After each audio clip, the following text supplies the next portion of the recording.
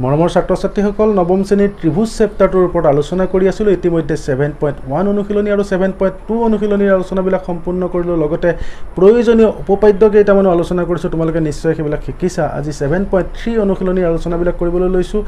লগতে তোমালোকক মই ক'ব বিচাৰিছোঁ যে যিবিলাকে প্ৰথম ভিডিঅ'কেইটা চোৱা নাই সেইকেইটাৰ লিংক দিয়া আছে, সেইকেইটা চাই লোৱা, তেতিয়া এইবিলাক বুজিবলৈ সহজ হ'ব। আৰু যিবিলাকে নতুনকৈ চেনেলটো চাইছা তেওঁলোকে ছাবস্ক্ৰাইব কৰি লোৱা, তেতিয়া মই ভিডিঅ' দিয়াৰ লগে লগে পাই থাকিবলৈ সক্ষম হ'বা। 7.3 অনুশীলনীৰ 1 নম্বৰ অংকটো চোৱা। তোমালোকে কিতাপখন লগত ৰাখিয়ে ল'বা, তেতিয়া খুব ভালকৈ বুজি পাবা। প্ৰশ্নটোত আছে, ছবি এটাও আছে যে একে ভূমি BCৰ ওপৰত, এইটো BC ভূমি, তাৰ ওপৰত এটা ত্ৰিভুজ ABC আৰু এটা ত্ৰিভুজ DBC আৰু দুইটা ত্ৰিভুজকে সমদ্বিবাহু ত্ৰিভুজ বুলি কৈছে। অৰ্থাৎ AB বাহুটো AC বাহুৰ লগত সমান, BD বাহুটো CD বাহুৰ লগত সমান। মই একে দাগ দিছোঁ চোৱা, একে দাগ থকা বাহুবিলাক সমান। প্ৰশ্নতে কৈছে সেইটো। আৰু A আৰু D BCৰ একেফালে থাকে। ছবিটোতে তেনেকৈ আছে, BCৰ একেফালে আছে, মানে ইফালে থকা নাই আৰু একেটা ফালতে আছে। আৰু ADক বৰ্ধিত কৰিলে BCক P বিন্দুত কাটে। এতিয়া প্ৰথমতে ত্ৰিভুজ ABD আৰু ACD সৰ্বসম বুলি প্ৰমাণ কৰিব দিছে 1 নম্বৰটোত। ত্ৰিভুজ ABD চোৱা, ABD আৰু ত্ৰিভুজ ACD। ছবিটো খুব গুৰুত্বপূৰ্ণ, তোমালোকে ছবিৰ পৰাই উত্তৰটো কৰিবলৈ চাই থাকিবা। ছবিটো মন কৰিলে দেখিবা AB আৰু AC বাহু সমান প্ৰদত্ত দিয়া আছে, BD আৰু CD বাহু সমান বুলি দিয়া আছে, কাৰণ প্ৰশ্নতে কৈছে যে এই দুটা সমদ্বিবাহু ত্ৰিভুজ। AD বাহুটো ইফালৰ ত্ৰিভুজটোতো আছে, সিফালৰ ত্ৰিভুজটোতো আছে, গতিকে সাধাৰণ বাহু হ'ব। গতিকে ত্ৰিভুজ ABD সৰ্বসম ত্ৰিভুজ ACD, এইটো বাহু বাহু বাহু চৰ্ত SSS দিছোঁ। তাৰপিছত চোৱা ত্ৰিভুজ ABP আৰু ত্ৰিভুজ ACP, এই দুইটা ত্ৰিভুজ চোৱা। AB আৰু AC সমান হ'ব, কাৰণ ABP ত্ৰিভুজ আৰু ACP ত্ৰিভুজত AB আৰু AC বাহু আছে আৰু দুইটা বাহু সমান বুলি আমাক দিয়া আছিলে, প্ৰদত্ত বুলি লিখিছোঁ। এইবাৰ চোৱা এংগল BAP এই চুকটো আৰু এংগল CAPৰ লগত সমান বুলি দিছোঁ। কাৰণ চোৱা আগমুহূৰ্ততে আমি এই দুটা ত্ৰিভুজ সৰ্বসম পাইছিলোঁ। সৰ্বসম হ'লে সেই কোণ দুটা, এই কোণ দুটা CPCTৰ কাৰণে সৰ্বসম ত্ৰিভুজৰ অনুৰূপ অংশৰ কাৰণে সমান হ'ব। সেইকাৰণে একেটা চুকে বুজাইছে, যিহেতু BAP পঢ়ি চোৱা ছবিটোত BAP = CAP, সেই চুক দুটাই বুজাইছে। আৰু কাৰণটো লিখি দিছোঁ যে যিহেতু এংগল BAD আৰু এংগল CAD সমান CPCTত। AP = AP, APডাল দুইটা ত্ৰিভুজতে আছে চোৱা, ABPটো আছে, ACPটো আছে, গতিকে এইটো সাধাৰণ বাহু বুলি দিলোঁ। গতিকে ত্ৰিভুজ দুটা সৰ্বসম হ'ব আৰু এইটো বাহু কোণ বাহু চৰ্ত, বাহু কোণ বাহু চৰ্ত। এইবাৰ তুমি চোৱা DBP 3 নম্বৰটোত, DBP আৰু CDP ত্ৰিভুজ দুটা, DBP আৰু CDP, তো DCP বুলি দিব পাৰিবা, DCP, একেধৰণৰ নাম হ'লে ভাল হয়, DCP। এই দুইটা ত্ৰিভুজত BD = CD, ছবিত চোৱা BD = CD, দাগ মৰাই হৈ আছে, এইটো প্ৰদত্ত। DP = DP, সাধাৰণ বাহু চোৱা, DP বাহুটো দুইফালৰ ত্ৰিভুজ দুটাতে আছে। BP = CP, BPডাল CPৰ লগত সমান হ'ব, কাৰণ আগমুহূৰ্তত আমি ABP আৰু ACP ত্ৰিভুজ দুটা সৰ্বসম পাইছিলোঁ ন। BP আৰু CP সিহঁতৰ বাহু, গতিকে অনুৰূপ অংশ হ'ব। চোৱা BP = CP, যিহেতু এই ত্ৰিভুজ ABP সৰ্বসম ত্ৰিভুজ ACP আৰু CPCTৰ মতে এই দুটা সমান হ'ব। এতেকে DBP আৰু DCP ত্ৰিভুজ দুটা সৰ্বসম হ'ব, কি হ'ব, বাহু বাহু বাহু বাহু চৰ্তমতে। এতেকে এংগল BDP, ছবিত চোৱা BDP = এংগল CDP CPCT। এতিয়া আমি পালোঁ angle BAP = angle CAP, BAP এই কোণটো আৰু CAP পালোঁ। লগতে BDP এইমাত্ৰ পালোঁ, BDP আৰু CDP। প্ৰথমটো ইয়াত পাইছোঁ BAP = CAP, তাৰ পিছৰটো ইয়াত পাইছোঁ। আৰু যিহেতু এই কোণটো সমান, এই কোণটো সমান, তেতিয়াহ'লে এংগুল A কোনে সমদ্বিখণ্ডিত কৰিছে, AP এংগুল A আৰু এংগুল Dক সমদ্বিখণ্ডিত কৰে। 3 নম্বৰটো হৈ গ'লগৈ। 4 নম্বৰটোত চোৱা BP = CP, তোমালোকে ইতিমধ্যে গম পাইছা CPCTৰ কাৰণে হ'ব, ওপৰত এবাৰ লিখিছোঁ BP = CP। এংগল APB আৰু APC এই দুয়োটা কোণ সমান। আৰু মুঠতে ইয়াত কিমান কোণ আছে, 180 ডিগ্ৰী আছে। দুয়ো ভাগ সমান যদি এভাগত কিমানকৈ পৰিব 90 ডিগ্ৰী তেতিয়াহ'লে ইফালে 90 ডিগ্ৰী হৈ গ'লগৈ ইফালেও 90 ডিগ্ৰী হৈ গ'ল লগতে BP ইকুৱেল CP তেতিয়াহ'লে কি হ'ব AP ডাল BCৰ লম্ব সমদ্বিখণ্ডক আৰু তুমি লিখি দিবা যে দেখুওৱা হ'ল 2 নম্বৰ অংকত চোৱা ABC এটা সমদ্বিবাহু ত্ৰিভুজ বুলি কৈছে সমদ্বিবাহু ত্ৰিভুজ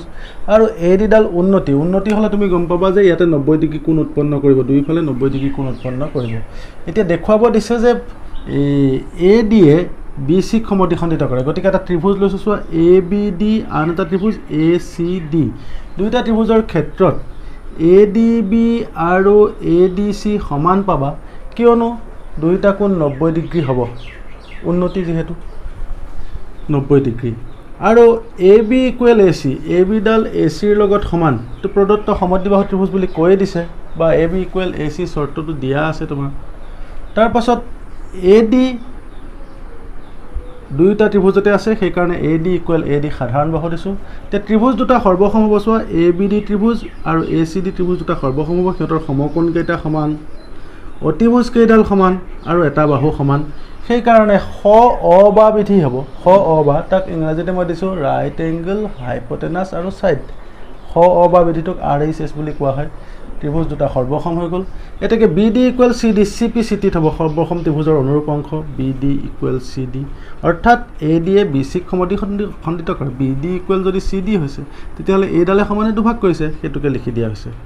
2 নম্বৰত angle BAD equal CAD BAD চোৱা এটো BAD আৰু CAD দুইটা সমান হ'ব কিয় সমান হ'ব সৰ্বসম ত্ৰিভুজৰ অনুৰূপ অংশ গতিকে ব্ৰেকেটত লিখি দিছো যে CPCT এটাকে AD এ এংগল এক সমদ্বিখণ্ডিত কৰে আৰু লিখি দিবা দেখুওৱা হ'ল 3 নম্বৰ অংকত চোৱা ত্ৰিভুজ ABC ৰ দুটা বাহু এটা AB বাহু আৰু BC বাহু লগতে মধ্যমা AM আন এটা ত্ৰিভুজ PQR ৰ দুটা বাহু PQ আৰু QR আৰু লগতে মধ্যমা PN ৰ লগত সমান তাৰ মানে AB বাহুটো PQ ৰ লগত সমান BC QR ৰ লগত সমান মধ্যমা AM PN ৰ লগত সমান মধ্যমা মানে তোমালোকে বুজি পোৱা মধ্যমা ডালে বিপৰীত এই বাহুটোক সমানে দুভাগ কৰে ঠিক তেনেকৈ PN এও QR ক সমানে দুভাগ কৰিছে এতিয়া চোৱা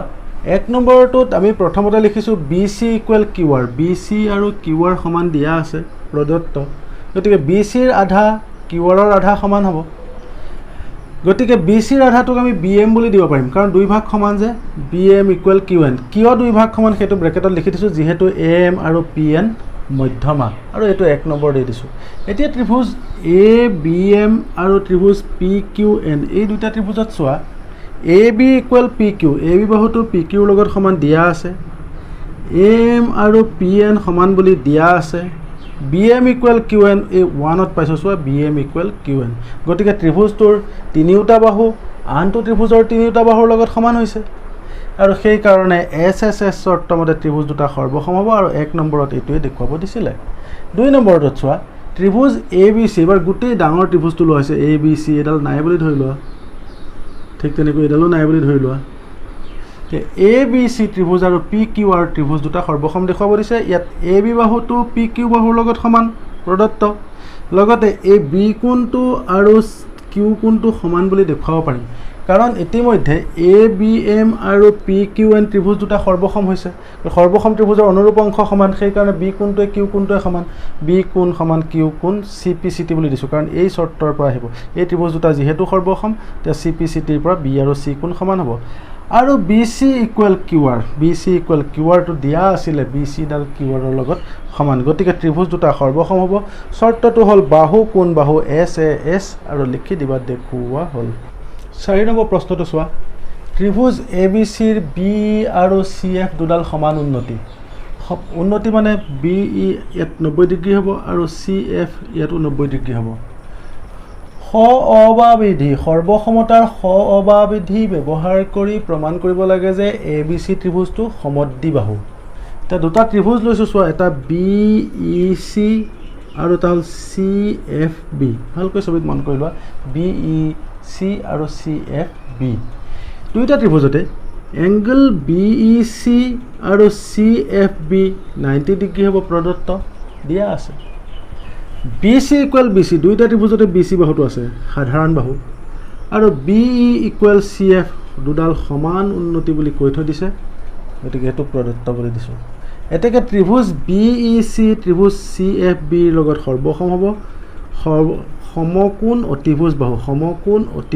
বাহু এই শৰ্ত মতে হ'ব ৰাইট এংগল হাইপোটেনাস সাইড এতেকে angle C equal angle B so BEC ত্ৰিভুজত যেটো এংগল C কোণ আছে CFB থকা এংগল B ৰ লগত সমান হ'ব angle C equal angle B CPCT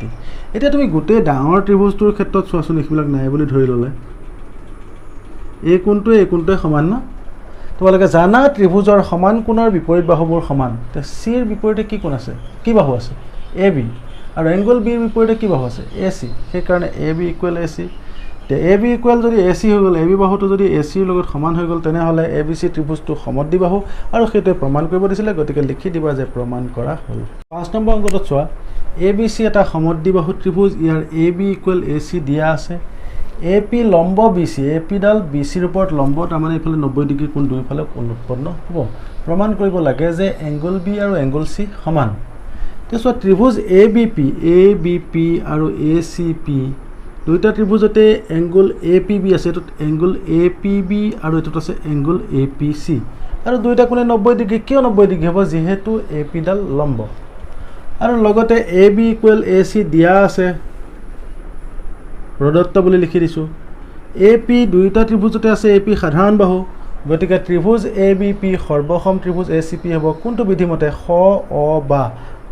RHS বিধি মতে সৰ্বসম হ'ব এতেকে angle B equal angle C যেহেতু দুইটা ত্ৰিভুজ সৰ্বসম গতিকে সিহঁতৰ অনুৰূপ অংশবিলাক সমান হ'ব CPCT বুলি দিছো আৰু সেইটোৱে দেখুৱাব দিছিলে গতিকে লিখি দিবা দেখুৱা হল ছাত্ৰ-ছাত্ৰীসকল ত্ৰিভুজ চেপ্টাৰটোৰ 7.3 অনুশীলনীৰ অংকবিলাক শেষ কৰিলো তোমালোকে বুজি পাইছা চাগে তোমালোকে কিতাপৰ প্ৰশ্নটো লবা আৰু ছবিটো চাই উত্তৰটো কৰিবলৈ চেষ্টা কৰিবা যদি ছবি নাথাকে ছবি এটা আঁকি লৈ নিজে কৰিবলৈ চেষ্টা কৰিবা তেতিয়াহে জ্যামিতি পাৰিবলৈ সক্ষম হ'বা কাৰণ জ্যামিতিৰ যথেষ্ট আছে ক্লাছ 10তো আছে জ্যামিতিৰ প্ৰাথমিক ধাৰণাবিলাক শিকি ললেহে দশম শ্ৰেণীটো তোমালোকে কৰিবলৈ সক্ষম হ'বা